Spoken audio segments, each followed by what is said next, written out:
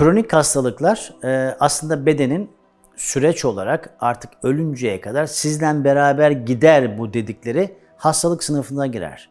Tansiyon, şeker, işte alerjiler, Alzheimer gibi MS hastalığı kronik hastalıklar sınıfındadır. Yani siz bundan bir tanıştığınız zaman artık ölünceye kadar sizin yanınızda dostunuz gibi sizi hiç bırakmaz. Kronik kavramı bu. Akut süreçlerde anlık olur ve beden bunu çözebilir. Peki hastalık kronik niçin olur? Yani bizim bedenimizin işleyişinde, orijinal sağlık bilgilenmesinde, iyilik halinde ana sağlıklı modül vardır. Ama bedenimiz kaynak olarak etkenlere bağlı zorlandığında hayatta kalabilmek için yeni kurgular yapmak zorundadır.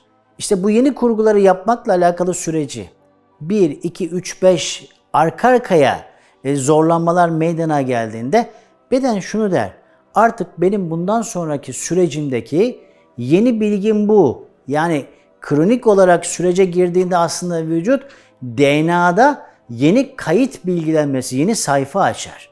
Kanun hükmünde kararname gibi yeni modelleme belirler. Yani o modellemeye bağlı olarak yeni yazılım orada oluştuğu için şekerde, tansiyonda, dolaşımda orada artık yeni bir kurgu.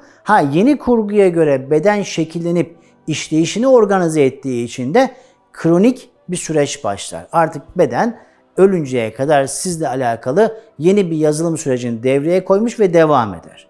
Fakat burada kaynak noktasına, hadiseye baktığımızda aslında DNA yazılımındaki kayıt, hani kanun hükmünde kararname diyoruz ya, ana kanun maddesi orada duruyor, bir yere gitmedi o.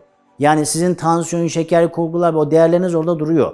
Fakat ihtiyaca bağlı olarak vücut yeni yazılım oluşturdu. O zaman biz ihtiyacı ortadan kaldırdığımızda zaten yazılımı geriye çekecektir.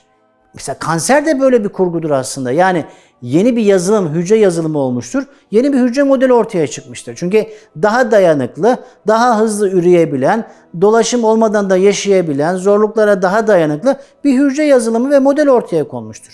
Siz zorlanmaları, kaynağı ortadan kaldırdığınızda vücut o kronik yazılım sürecini, kanun hükmünde kararname modelini ortadan kaldırarak orijinal yazılıma geçiş yapar. Yani sorumuzun cevabı, kronik hastalıklar her ne kadar tanımlama olarak tanıştığınızdan itibaren ölünceye kadar devam etse de aslında siz engelleri kaldırdığınızda vücut olayı kronik sürecinden alarak normal işleyiş sürecine ve sağlıklı sürece taşıması mümkündür. Yani beden bu kabiliyete, abiliteye, yetiye sahiptir. Yeter ki engelleri kaldıralım, o süreci beraber izlemiş olalım.